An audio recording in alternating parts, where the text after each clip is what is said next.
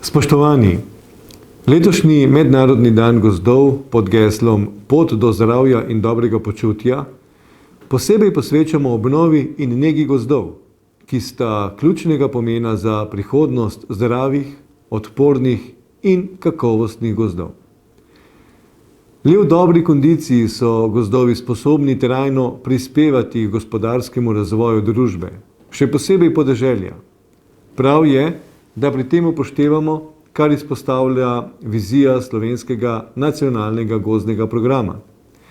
Namreč, da pri trajnostni rabi in pridobivanju gozdnih dobrin ne smemo pozabiti tudi vloge gozdov za zagotavljanje zdravega življenjskega okolja ter dobrobiti in socialnega razvoja družbe.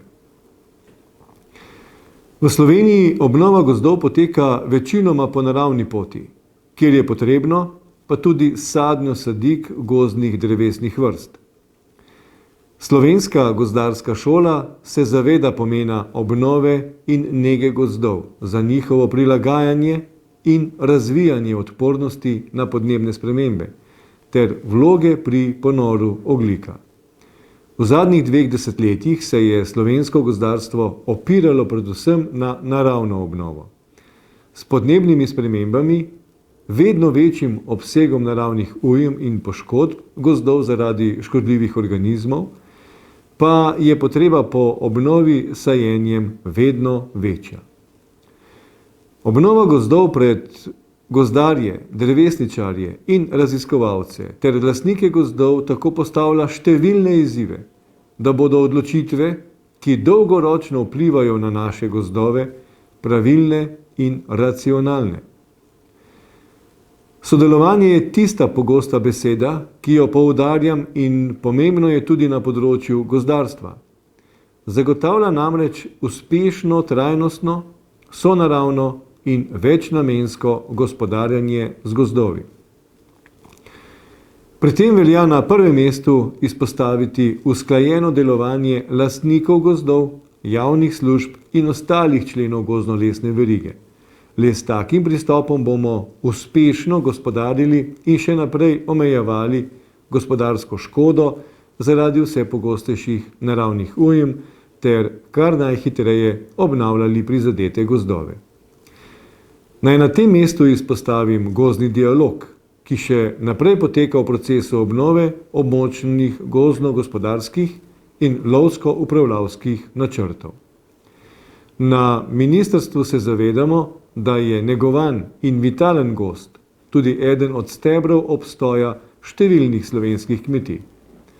To dokazujejo tudi podpore iz naslova programa razvoja podeželja gozdovom, gozdarstvu in predindustrijski predelavi lesa, ki so jih bile deležne kmetije ter podjetniki na podeželju. V procesu nastajanja je nov strateški načrt skupne kmetijske politike 2021-2027, ki na področju gozdno-lesne verige na podlagi pozitivnih izkušenj predvideva nadaljevanje in nadgradnjo ukrepov, kot so naložbe v ureditev gozdne infrastrukture, naložbe v nakup mehanizacije in opreme za delo v gozdu, naložbe v ustanovitev skupin proizvajalcev, usposabljanje lastnikov gozdov in sanacija gozdov, ki so jih poškodovale naravne ujme. Velikokrat izrečemo trditev, da so gozdovi naše veliko bogastvo.